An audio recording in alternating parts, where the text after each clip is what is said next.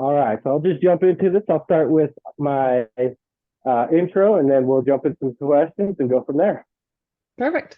All right, so welcome to the Path to Billionaire Success Stories, the podcast that takes you on a journey through the stories, strategies, and insights of remarkable individuals who have achieved greatness in their field. I'm your host, Ben Petrowski, and together we'll unravel the secrets, challenges, and triumphs that pave the way to success.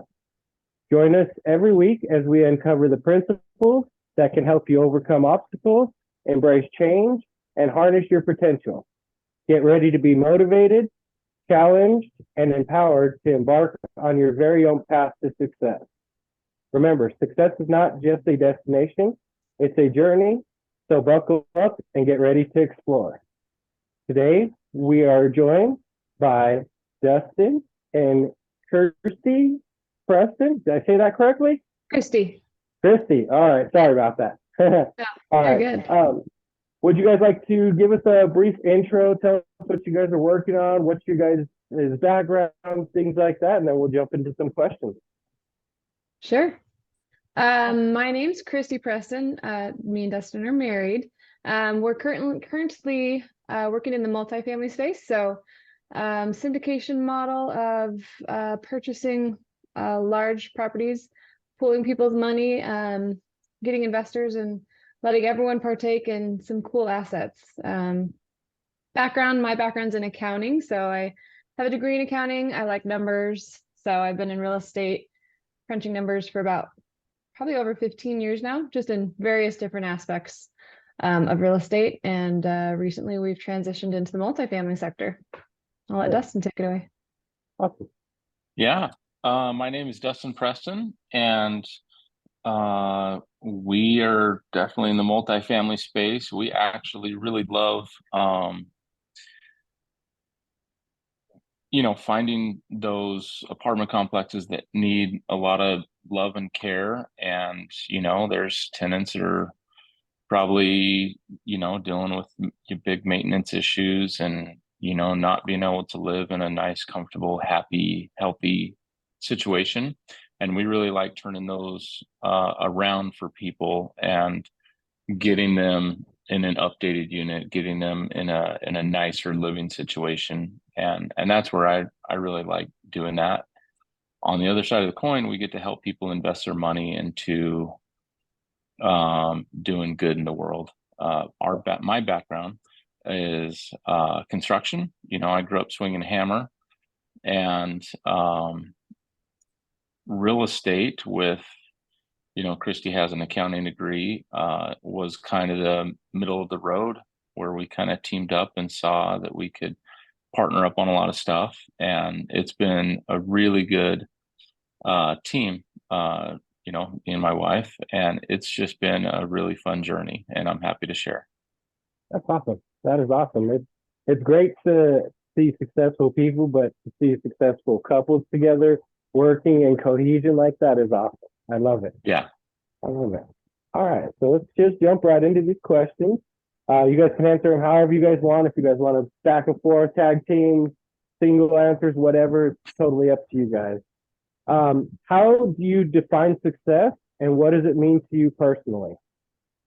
Time, which I would definitely define success as time and laundry. And people are going to be like, what is going on? Laundry? I've had a lot of jobs I did not like. And you're putting on a uniform, or you're wearing, some clothes that you don't want to be wearing. Sometimes you have 80 pounds of snow gear on and bunny boots, and you're out in the middle of the cold, desolate tundra, and really working hard for that dollar. Well, you go home and you're doing 7 days of laundry, and there's no gym clothes in there. There's no comfortable athletic wear that you're kind of, no beach wear. Like, what? So when you do laundry and you're washing a uniform you don't like, that's a good indication that you want to make a change in your life. And if you have the free time to go out on the beach and go relax with family, and you're wearing the clothes you want to wear, and you're spending the time that you want to spend with your loved ones, I think that's success. And you can do that by the memories you make, and the laundry you're doing, or if you're in the most comfortable, and that could be a three-piece suit for everyone, or they could be, Right. whatever. But for me, it's gym clothes and beach clothes. Like that's, or boat clothes or whatever, but Right. that's really how I define success is, if you're doing the laundry you actually really like, and you're spending time with the loved ones, you're living a pretty good life. I love that. I like that. Right. Yeah. And Well, Kristi probably has a completely different definition. Well, no, mine's pretty much the same. Our whole kind of motivator is time freedom for us. Like, obviously, we have to make money, we have to make a living, but we do all of that so that we have freedom of time. We have two small boys, and we just love going and making memories with them. We know that there's not a lot of years where they're going to think we're cool parents and that they actually want to hang with us. And right. so, our main driver of success is like being able to have that freedom to do what we want with our kids, and live a good life. Right. I like that. That's awesome. Family's super important, and this, it's going to actually lead right into the next question. With family, when we're younger, it's all about the money, the fast cars, whatever, but as you get older, you realize family, the time that you get to spend with people is more important. So how has your definition of success changed or evolved over the years? I think it's constantly evolving. Like you said, when you're Mhm. younger, you're thinking of like an income threshold that you want to achieve. Um, but what I've learned is as we go through life and we meet new milestones, that threshold is constantly changing. It's not like, oh, I made $1 million, now I'm good. Like, if you're a motivated person and you want to be successful, you're always trying to achieve more. And so I think it's just changed from a driver of how much money we're going to make to how much money can we make to be able to give us the life that we want, with our family, with our time. So I agree with you. It's changed from when you're young, you're like, oh, I'm going to make all this money. Right, And now that we're older, I'm like, yeah, I need to make all the money so that I can spend all the time. right. There's a different reason behind it now, Mm-hmm. for sure. Yeah, and mine's changed, obviously, is when I was younger, I wanted the fast cars and wanted the things, and now the things aren't that like important. It's like, oh, a big house. Well, that's just like 3 more bathrooms to clean. So, or that's, just another kitchen to clean, or, whatever. And I don't really gauge success on a big house and a fancy car. It's like, okay, well, can I be on vacation 10 weeks a year? That's pretty successful to me. If you're Yeah. not looking at the price tags of those vacations, and you're like, yeah, it's just, this is what we're going to do. And, we have the time and energy and money to do it. And it's worth it to us. And that's what I think is, success in itself, is when your brain stops thinking in terms of money, it starts thinking in terms of time. That I think that's really successful. Right. That's a powerful way to look at it. I love that. Yeah. Because then you're not looking at price tags, really. You're just, right. Like, is this going to, cost 8 hours of my time? Well, that 8 hours is pretty important to me. So Right. I think that would probably be a good matrix to how that's shifted over because they thought, oh, a pile of money. Well, okay, but what can you do with the pile of money? Right. How much time did that cost you? How much did you give up for that? So, absolutely. Yeah, it's a great way to look at it. I'm gonna have to try to remember that. So, yeah. What achievements or milestones have you guys accomplished that you gauge as successful parts of your life? Some of the ones as we've started our real estate career, we had the goal of buying just a rental property every year. And when we got married, or actually it was when we had our first son. So we pretty successfully did that for 6 years in a row. We were able to buy rental properties, and then we turned them into Airbnbs. And so we had multiple vacation rentals. And that was a good milestone, that it was a good goal that we set that is achievable by one property a year. And it's really kind of set us up in a good way, because, we started buying years ago and prices were a lot cheaper. Right. And so I think that's a good milestone that I think we've achieved. And then as far as multifamily, we had the goal to at least purchase one apartment complex this year, and we successfully did that within 6 months. So Congratulations. thank you. Yeah, we bought 128 rental properties this year. Yeah.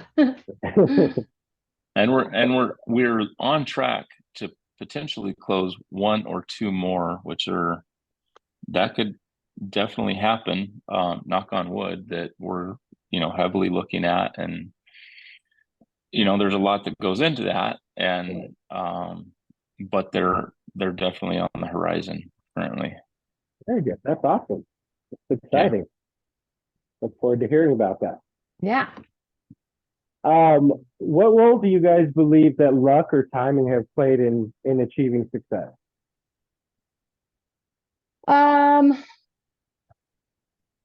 I wouldn't say anything's luck. I would say putting yourself in the right situations at the right time. It's kind of funny, we're actually next week giving a speech on the power of networking. Being in the right place with the right people at the right time, you win every time if you're constantly putting yourself out there and meeting new people. And the reason, that we're able to be in the multifamily space that we're at is because of networking and making sure, forcing ourselves to do that and put ourselves in the right space, and not just, sit at home behind the computer and stress about it and not put ourselves out there. Right. Yeah. And I think, like, taking those chances, because investing is risk, that's risky, but, and people get like, they kind of shut down. They're like, oh, well, that's risky. I'm afraid of that. Like, what if this happens? What if that happens? Yeah, but what if you didn't take any of those shots? You didn't invest any money, and you have to spend 40 years at a bullshit job. Like, that's more terrifying to me than rolling the dice and investing into real estate and investing into multifamily stuff. Is really taking the time to learn investments and investing in your knowledge and investing in, your abilities to speak to people and network. I think that's a lot less risky than just staying at a job and not venturing out, even though it's a little bit scary. Like, that haunts me to sit at a desk that, I don't want to be at for 40 years. That's the real scare for me. Yeah. Too many people do that. Too many people are willing to just go with the status quo and just be like, well, it pays the bills, but that's not a good life. It's not one for me, but if that's what someone wants to do, like, hey, power to you. Like, that's cool, but that scares me more than anything. Yeah. I can't do it. I've done the corporate world too much, and now I just can't even fathom going back to that life unless it's me running the company and owning it or whatever, but yeah, no, I just can't do it. So I get that. What motivates you guys to keep striving for success? What motivates us to keep driving for really just to be able to, I keep harping on the same thing, but going back to that, like, spending time with our kids and family, like, that's a huge motivator to keep pushing forward. if we don't and we're not successful, that means we do, you go potentially back to a 9 to 5 job and you lose all that freedom. And that's just not something that we're willing to do. And so that like really motivates us to keep pushing and keep trying to succeed in whatever it is that we're doing. Right. I love it. I think I think achieving things is like good for the soul. And so you kind of have to have those mountains to climb regardless. So even if we were, we don't have to worry about money forever kind of realm, which we're not, there would still be get out of bed and, figure out a new mountain to climb, a new success to achieve, whether that's trying to be the father of the year or, trying to do something, or even start like a foundation to help other people, learn good habits and work ethic and strive to, you got to get up and do something. You might as well get up and strive for greatness. Yeah, I love that. That is awesome. Do you guys maintain a work-life balance? If so, how and how important is that for you? I would say yes and no. I really try to put boundaries for myself and make sure there's specific things I can get done that I want to do and not let work interfere. But when you're self-employed, and especially in real estate, we've done traditional real estate for years, and you're kind of always working. When someone needs to see a house or look at a house or something, it's just kind of part of the job. But it's a trade-off that we're willing to take because it allows us to, we can be on a beach and answering the phone and helping people figure stuff out versus the opposite of that. Yeah. Yeah. Kristi nailed it. I mean, our phones are always on. We own vacation rentals, a bunch of them. And so we get calls of, something's going on with our vacation rental and we manage them ourselves. We're out there, or I'm out there fixing, an AC unit or doing something. And then it's like, oh, hey, one of our clients wants to see a house. And so I'm running home, changing, going to show houses, and Kristi's dealing with all the bookings for all the vacation rentals all the time. And she deals with a lot of the communication through our tenants. Mm-hmm. And we'll be at dinner and, hey, we have to answer this, or we have to get on the phone with the contractor to kind of maintain some of these issues, this is the life we picked and we love it. But yes, like a corporate job, you can just turn your phone off and that's not for self-employed. That doesn't happen, but you get to be, it seems like, I don't know, for us, we can be on a beach a little bit more than the 2 weeks a year. So that's kind of cool too. It's a good trade-off, because as you grow and scale, you can get more people in there, and then those 2 weeks at the beach, you won't be on the phone, or maybe they'll turn to 3 or 4 weeks, things like that. Yeah. Totally. So it's a great trade-off. We love it. But yeah, there's some definite hiccups when you're self-employed and everyone's answering to you. Right. Now, and it's good to talk about, because a lot of times people don't bring those little things up to where, it should be common sense and that you should realize you're always on the clock, but people don't really talk about it too much. So. Yeah.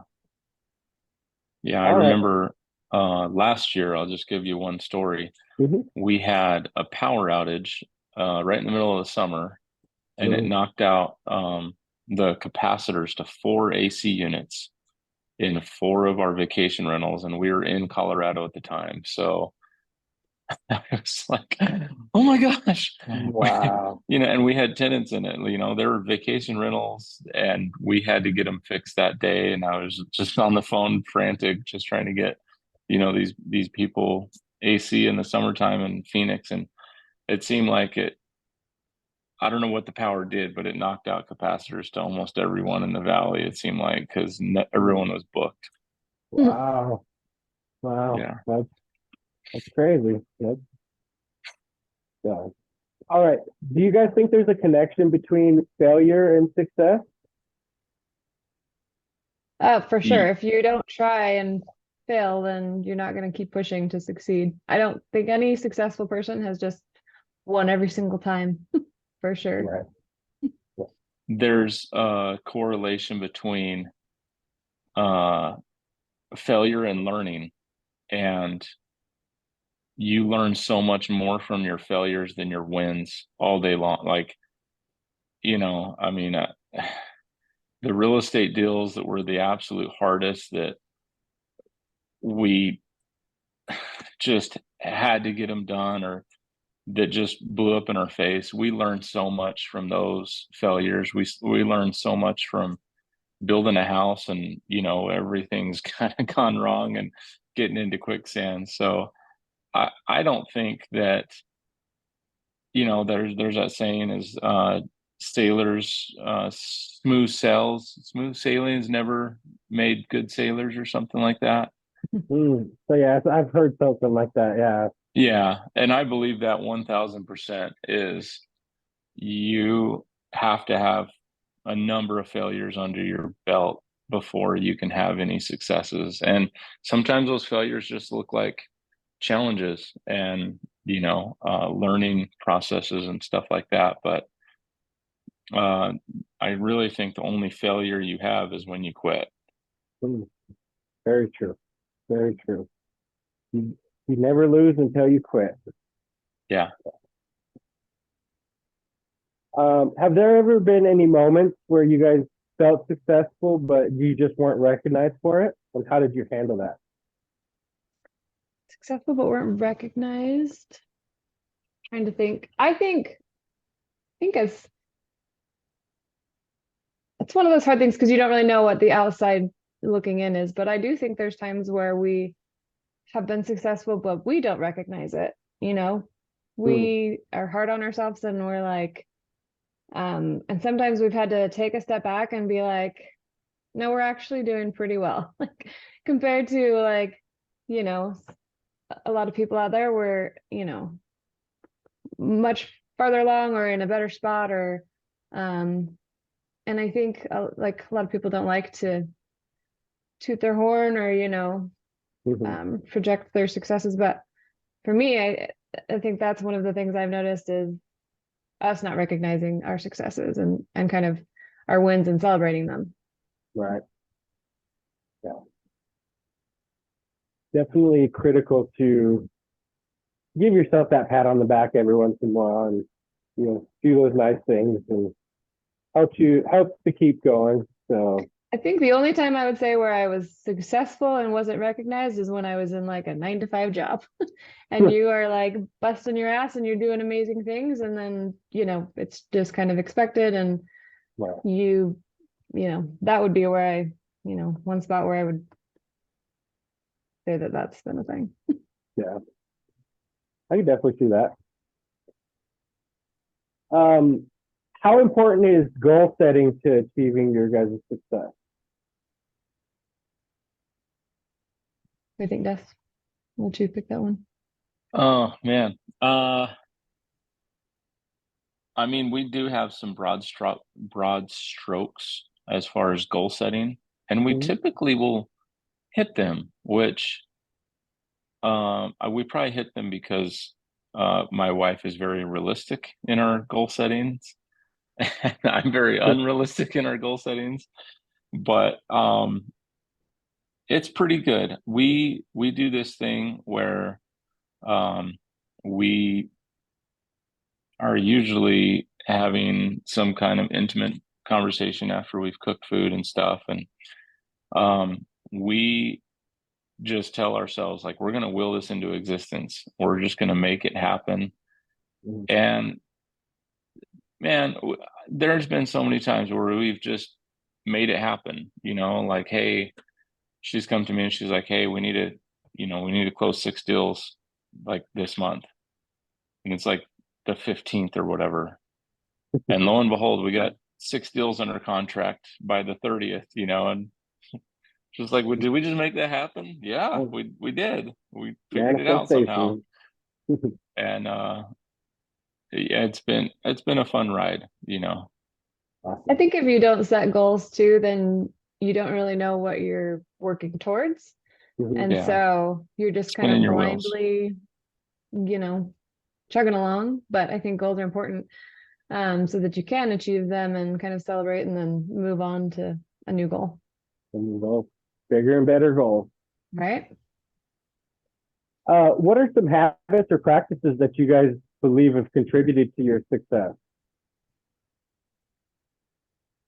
Networking is you really need to look at the room you're in. And if you're the smartest, wealthiest dude in the room, you need to find a different room.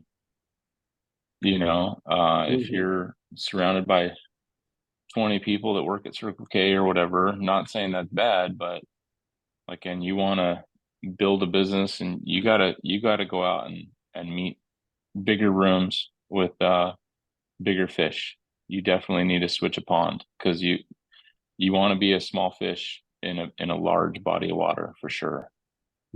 I think one of the practices that I've been focusing on for me personally is at least once a month pushing myself out of my comfort zone.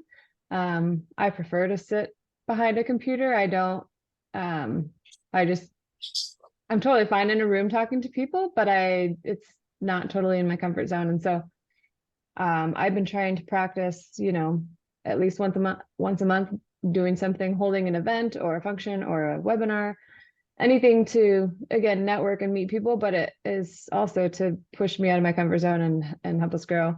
Next week, which we've also never done, we're speaking at a little summit, and it's totally out of my comfort zone, but I agreed to it. I was like, it's, progress, and it's my thing that I need to do this month to push myself out of my comfort zone, and so we're doing it. There you go. I like that. That's something that I could implement, in figuring out that thing that I'm terrified or don't want to do, and just, yeah, it's okay. No, that's what's getting done this week or this month or whatever that might be. I like that. Right. Have you guys ever felt any self-doubt or imposter syndrome, and how do you overcome that?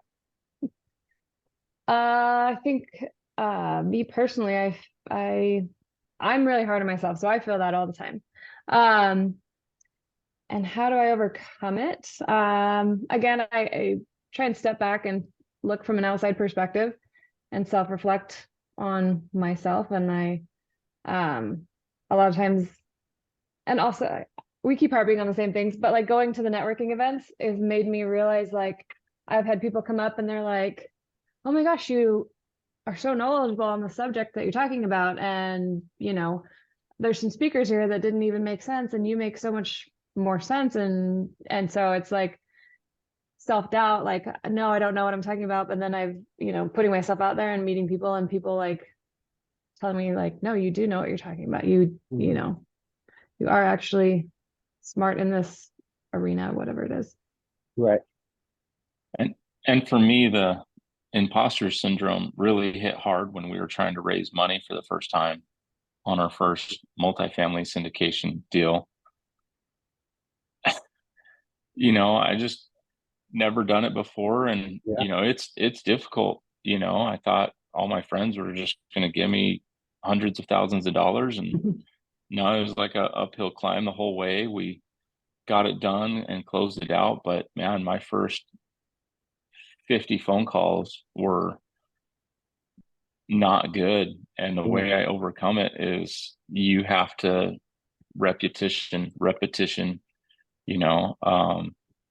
I know that there's like kids these days that are having a hard time communicating verbally because they have their phone and they text, and they're not seeing eye to eye to people. And I tell my nephews and nieces, like, go out and go get a serving job, go get some kind of job of just dealing with people and having to sell yourself, and go do that, to where you have to talk to 200 people a day. because that is a big thing. You have to kind of learn to get around that, which is important. Yeah. Yeah. I can only imagine what that first raise was like. Like that's, I've dabbled in it a little bit trying to help and stuff, and I've run into those walls, and I could definitely, if it was my project and stuff, I'd be like, am I made for this? Am I right? Maybe not, but No, just keep going. I don't think anyone's made for it. And just like anything, no one's born a basketball player, Right. but they put in a a bunch of time and effort and knowledge, and they went and read all the books, and they got the coaching, and they went and figured it out. But that's hard earned skills for sure. And that's what another thing is, like, everyone looks stupid their first time, no matter what you're doing. But like we know someone that doesn't want to go to this gym, and she's like, no, I'm gonna look dumb. And we're just like, everyone looks dumb. Everyone looks dumb your first time. Everyone looks dumb your first 20 times. But the people that show up and do put in the work, they're the ones that get real flexible in yoga. They're the ones that have the bodies that everyone wants. And that's just kind of what people don't understand is, LeBron James wasn't born a basketball star. Right. He was gangly. He was uncoordinated. He spent thousands of hours really working really, really hard before he even stepped foot on a basketball court. Yeah. Just the ability to walk takes months. Yeah. Yeah. Those are things that people don't look at when you look at successful people. Yeah.